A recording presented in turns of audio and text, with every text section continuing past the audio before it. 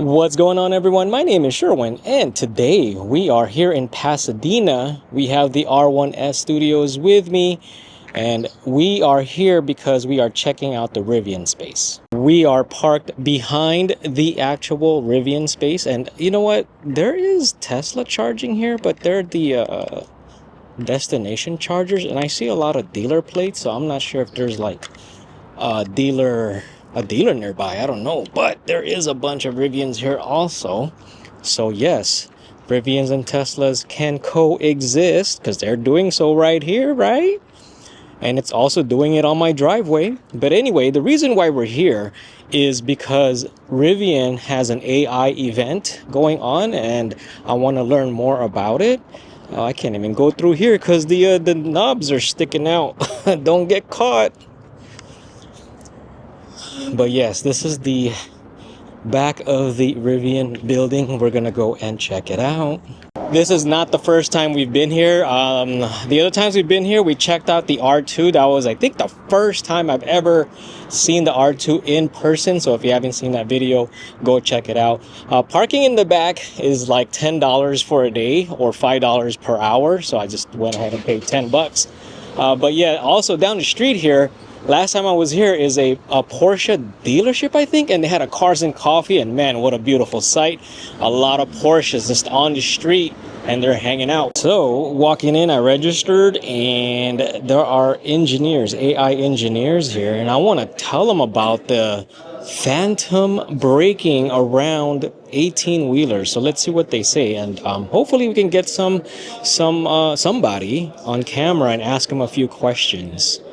But right here we have an R1S. Is this a tri-motor? Yes, it is. And this is the camp, not the camp, but the kitchen. The kitchen kit. The travel kitchen. Very nice. I'm curious about this. But you know what? Lately I haven't had any time going off-roading or camping since the Big Bear with the Toyo Tires event, man. But hopefully, as I was gonna say, as the weather warms up, it's been warming up here in California. Like today we're at 81 degrees and it's the beginning of March only. So, but yeah, this is a tri-motor R1S. This is Pasadena. I've done a few videos here, so go check it out on the channel. And I gotta remember to get a shirt. So these are the products you can get here in Pasadena. Oh, I'd never seen this one. Look at this color. I've never seen that color. Interesting. Okay. And they have the trucks. I remember when these trucks first became available, they were sold out. Now they have plenty of them here.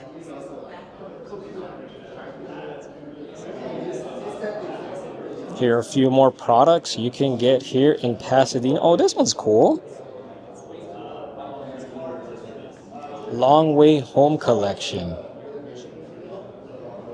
Oh, and here's those toys. Honestly, these are a little too expensive for me. I would not buy it. I don't know if I'd even want to spend my points on it, but a little too expensive for me. I do want these totes. Look at this. I want those totes. Shoot. Tri-motor R1T. Looks like all-terrain package. Oh my gosh. You know what? I'm gonna have to hop back in.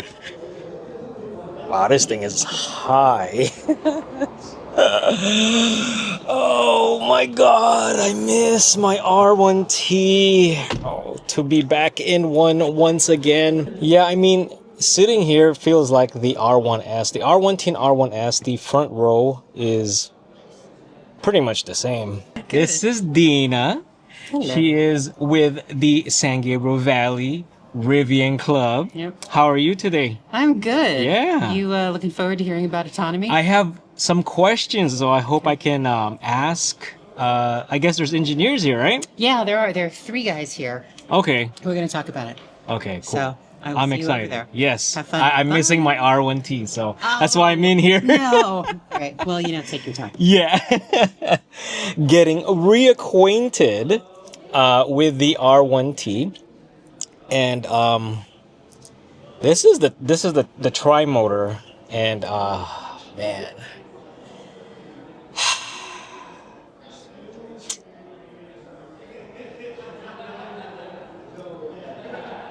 I mean, I don't get me wrong, the R1S is great, but just experiencing the truck. My first experience with owning a truck is with the R1T, and now we have the Cybertruck. But the R1T is just really special to me. And it's not to say that the Cybertruck is a bad truck. I mean, I love that truck. That truck is great also. But it's just one of those things. And I usually prefer to drive the Rivian anyway, just because it's closer to like traditional vehicles, but an electric vehicle, I don't know, that's just my thing. One of these days, we're gonna go deep dive into how my brain thinks regarding that whole Rivian versus Tesla thing. And I'd be interested in hearing your thoughts on it. But I mean, just to give you a preview of how my brain works when you ask me about, oh, what do you like better, Tesla or Rivian? In terms of just driving, because I love to drive. Not driving to work, but I just love to drive. I like driving the Rivian more. FSD is freaking awesome. It's great. But the car's driving me, and there's times I prefer that FSD drives, but I like driving. Man, one of these days I'm gonna go cross-country road trip, and I honestly wouldn't even know how much I would use FSD if we end up using a Tesla. But I wouldn't mind bringing a Rivian cross-country. And I think that would be a great experience, and even a better experience now because it's compatible with Tesla superchargers, and Tesla supercharging locations are just everywhere. I'm just reminiscing. This is how I was when I drove Cobra's Model X, just reminiscing.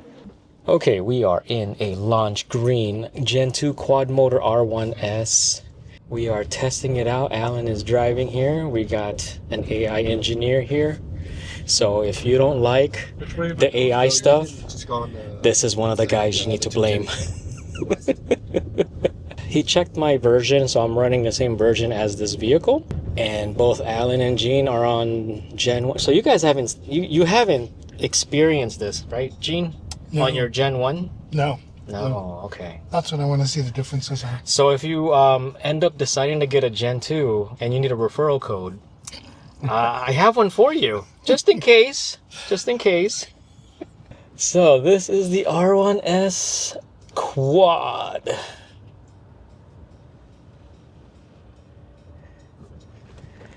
The back seat, this thing is cool right here. Oh, Allan is punching it. Oh my God, full send. Oh my goodness.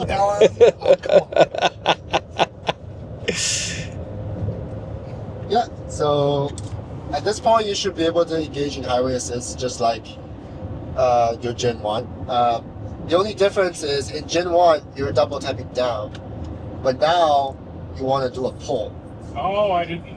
Yeah. I was just gonna say. So it's double pull. Double pull for. Yeah, double pull for highway assist. There we go. So now we're in highway assist. All the UI should look similar. You do have that super icon that shows you like what mode you're in. So you see both hands are off the wheel, so you can actually put your hands off the wheel, as long as your eyes look at basically the windshield. This thing's it always turns late. We're actively tuning these things, so There we go. yeah. So we do have our driver detection camera that's actually embedded in this mirror, Right. so you can't really see it just from this view. Yeah, you can actually just go hands-free again. it won't. You've just got to believe. Yeah, you gotta believe. It's working. It's pretty well. I personally use it a lot. I just went to Vegas with one of our test fleet 2 weeks ago, Right. and yeah, it was a good drive. Yeah, because I've turned it off. Yeah, especially now we do have the highway assist feature is not geofenced anymore, so we can use it anywhere. So all of the highways now. Before sometimes you get, oh, this road is not able to use highway assist. Right. They'll kick you out or they won't allow you to engage. Now it's every road with clear lane lights. And that's specifically Gen 2. That's specifically Gen 2. Now, will it do a lane change? Yes, if you give it a signal, I will. you can give it a signal without touching the wheel. There we go. Nice. Wow. And slightly different than Gen 1 is in Gen 1 you adjust the speed with the left and right buttons. Okay. But in Gen 2 you adjust the speed with the scroll wheel. So the set speed is this 65. Right. Now, And then if because you- of the truck, yeah. Well, yeah. And then you can still adjust it. Because of the truck, your speed won't go anywhere. So which this wheel? On the right side. On the right side. Yeah. Oh, I see. Yeah, so you do see like its speed is changing, and if you scroll fast, it's gonna change 5. Okay. Oh, wow. Yeah, so, and then, So- or you can scroll by ticks. It's gonna change one by one. I implemented that, by the way. I wrote that. Nice. All right, so you know who to blame if you don't like that feature. Yeah, This exactly. guy If is you the don't like one the that small field, implemented it. Let me know. This is the guy. So the Gen 1 doesn't have that same functionality. It's only on the Gen 2. Yeah, the Oh, Gen I 1 didn't is on know the that. left and right button. The Oh. scroll wheel on Gen 1 is adjusting the gap. Right. For, Yeah, the adaptive cruise distance. control. Yes. So where's the gap control now? So now there's no gaps There anymore. is none, yeah. You still use the button, but there's no gap settings. Now it's just called different modes. So, Alan, if you, on your right side, those two buttons on the left and right, these two, Right? Oh, and you press it. So now you're in spicy mode. That means you're gonna stay closer to vehicles, Oh, or okay. you're gonna lane change more, slightly more aggressive. okay. And then if you click on the button on the left, no, sorry, the same on the right side on the left. Okay. Now you're in median drive style, so that's gonna make it. Oh, that's handy. Yeah, you see like the gaps already opened up. Okay, so Yeah. that's part of drive style. Yeah. Got it. Okay. So that kind of determines your gap as well. Is there a reason why you changed the way to engage the driver assist? Because the Gen 1 you double tap down, but in the Gen 2 you do it towards Yeah, you. I think that's a user experience or design team decision. Oh, okay. So you've gotten feedback from people and decided to go that way? Potentially, Okay. yeah. Or maybe we're just trying to differentiate ourselves with Tesla. Because that was one of the things I had to get used to, jumping from Gen 1 to Gen 2. Oh, so you did jump from Gen 1. I had a R1T Gotcha. and now I have a R1S. Yeah. Yeah. I should probably. I'll pass this one and get off with the next one. No, it's cool, Alan. 210 will take you all the way to San Francisco. Or if you want to go to the 2, we can go to the observatory There you on go. Wilson, Mount Wilson. We won't be back by 7. I think there's a bar there too. There is, yeah. Yeah, and I'll tell you all the secrets. Let's see what is here. How do I turn it off? Oh, I want to drive. Keep just take over. Oh, just- That was the truck. No, so that was it. What was the notification it showed? I didn't see It asked you It to- was like in red, no, rectangle. before that. Oh. There was because I think it got beeping. escalated to what we call the manual override or driver takeover. Okay. Was it the guy stopping in front? No, I think it was. It's usually sometimes the perception stack that was like having confusion, or like, for example, the sunlight could affect the front camera. So that's Oh, why. right. Yeah, I was on going to Gen ask 1, about that. Yeah, Lighting. it's already better than Gen 1, but we're still having a little effect on that. So if you do see like the red notification, that's when you need to take over. Take over. And then take over as in multiple ways. You can disengage, you can just move the wheel, you can press on the brake. Either one will be fine. Either one. Oh, Either one, yeah. Because sometimes, because it will slow you down, right? Like Sure. what we saw. So sometimes you actually do need to override in terms of using like your accelerator paddles. Get off here and let somebody else drive. Gene, you want to go? Oh yeah, Gene. I'm good. I'm good. Just yeah, I don't want to sour on my Gen 1. Oh. Because my Gen 1 is just awesome. What configuration do you have? Like, you have the quad? Quad motor. Yeah, okay. Quad, large pack, quad. Yeah, those are the most powerful ones. Yeah. Those are great. Did you get the kick turn? The kick turn? No, it's only on Gen 2. I think so. Kick turn, or what do they call that? The kick turn. Is that a Gen 2 only? I think that's a Gen 2.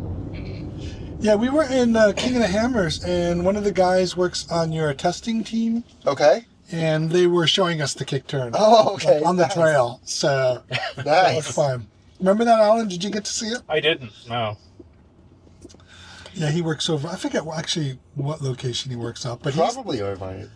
he's one of the guys that does tuning, Okay. like performance tuning. So, Okay. and you know, we're all doing off-road stuff. So he's, you know, Yeah. Yeah. knows the most out of everyone that I've Yeah, met. those guys do really crazy stuff. Like they're good like at driving these vehicles. Yeah, he was pretty crazy. Yeah. Is Irvine the only like location where the autonomy team is at, or are there other locations No, where you guys most are? like 95% of our autonomy team are in Palo Alto. Palo Alto. Okay. Yeah. I used to live like a mile from there. Oh, I okay. remember when they were building it.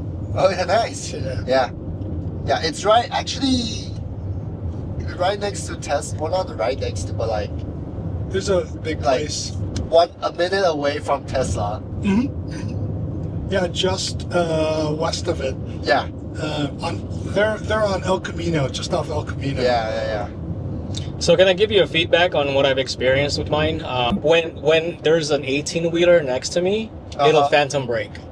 Oh, yeah. Are you guys yeah. aware of that? I hope. Yeah. Okay, Yeah. great. We've seen that a lot. Okay, yeah, So because that just kicked you out. What happened? So it did engage. So No, I didn't. You're right. Yeah. Can you try again? Sure. it doesn't have the logo on the bottom. Oh wait, because you got kicked out, so it locked you out. Oh, okay. So if you go down the exit, and then you have to shift to park and then back to drive. Yeah. Wow, Allan, I've never gotten kicked out of my own car. Good job, You can't do dude. that on the freeway? That never happened to me. Well, yeah. Okay, so hold on. So explain to me what just happened. He got quote unquote kicked out. So I think what happened was I did a peek. So what happened was he got the sunlight was on the camera, right? Right. So the car warned him about keep your eyes on the road or keep your hands on the road or like prepare to take over. That's when the time you want to take over. When the red thing start blinking at you, that's when the car enters this like emergency mode. That's when you're already kicked out of highway assist. So what you Okay. do is you do want to kind of pay attention to the notification. What it tells you to do, you just follow it. Otherwise, if you kind of ignore the notification, it's gonna kick you out like this. And then you have to put it in the park to reset it. Yeah. Put in the park and then shift back to drive. You're done. But autonomous driving doesn't do stop signs, does it? No, we don't do stop sign yet. We can see stop signs. Like we'll show a notification that stop sign is approaching. The difference between Gen 2 and I guess the universal hands-free right now is you can also engage in these roads, the city streets. Oh, But you yes. gotta stop on your own unless You there's a gotta- car in front of you, right? Exactly. Okay, You yeah. have to stop by yourself. Like also you have to stop yourself if you're like the very first car in for the Yeah. rides. Because I noticed that I was like, oh, I could turn it on. Yeah, you gotta But then I stop. read on the notes like it won't stop It for won't lights stop. It or won't- stop signs. Yeah, it will go through stop signs. Okay. Can you talk about how LiDAR will affect upcoming features on universal hands-free and stuff? I think it's gonna. I would say it adds more robustness into it, because LiDAR is the second source of truth, right? Like you have different source of data, and then you can do comparison, you can do selections, you can do a lot of things about it with it. But you know, obviously, as the time goes by, like the more information that we have, the better. Is LiDAR necessary to do point to point? I mean, if you look at Tesla, they don't really need LiDAR, right? It's like, Yeah, they're all vision based. Yeah, his idea is like we don't really need it. But obviously, when you look at Waymo, they're full LiDAR system, right? So I think for us, we're also trying to find trying to see if there's that sweet spot where we have that amount of LiDAR data plus the amount of So it's more of like it's assisting the existing system. It's not like it's relying heavily on it. Yeah. I think our Okay. software stack is still built upon camera perception model. So it's more richer in data input. Yeah, I would put it that way. Your UHF system, did you guys like coded it from scratch, or is there like a base code that everyone pulls from and then just develops from it? So we code it from scratch, I would say. Yeah. Okay. I think that's pretty accurate. Like we code it from scratch, because everything's in-house, so we're trying to make software proprietary. So we don't rely on third party. So it's more flexible this way as well. Complete control. Yeah. Have you driven the R2? Not personally. Our team has been testing it. But since now we have limited access to vehicles right now. Do you know who's driven it with UHF? Yeah. Our team does that. Okay. So you guys have it installed? We'll write code and then we'll just we'll create test tickets, test requests, and our integration engineers they'll take our code, like take our software, like and they'll put it on a vehicle and they'll go test it. So given the limited amount of vehicle, like we can't let everyone try it yet, because they have so many tests that they need to run. Where's the testing usually take place? Down here or up there? Both. Oh, okay. Both. All right, so that was cool being able to ride in a Gen 2 trying out the UHF. I mean, I have it in my car, but an engineer actually being there in the passenger seat. Some of you may already know this, but I didn't know. But Mobileye was one of the first versions of their ADAS, and it's completely gone. Now the hardware is still there. I think that's one of the reasons why they have the AI Day, that pushed them to AI Day, was being able to see the potential, being able to no longer rely on that technology and being able to start putting their own code in there. So it was pretty cool. It was pretty cool. So now I have a Pasadena Rivian Space shirt. But yeah, I hope you enjoy the video. If you have any questions or thoughts on the video, please share them in the comments below. Thank you for watching. If you like the video, please like. If you haven't subscribed, please subscribe, and I'll see you on the next one.